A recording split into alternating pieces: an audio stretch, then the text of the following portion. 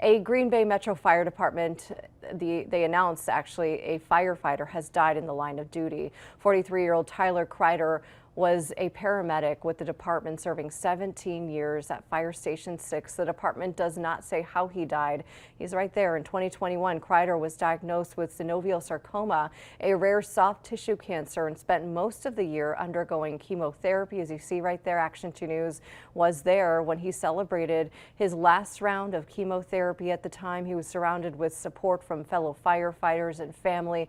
Kreiter was later honored by the state as the 90th Assembly District's first responder of the year. A first alert: no one is hurt after a house fire in Manitowoc. Fire officials there say it happened on the 3700 block of Straight Street around 7:30 Thursday night. Officials got to the scene in just a matter of minutes. When they got there, they saw fire at the front of the house. Everyone inside was able to get out. The severity of the damage is unknown, but officials do think the fire started on the outside of the home. Now to first alert weather. We've had some pretty cold moments the last 24 hours, Steve, and now we're looking at the lakeshore. It looks nice. We've got the sunshine. That's really the only good part, but we really encourage people to stay inside as much as they can. Yeah, if they don't have to be out.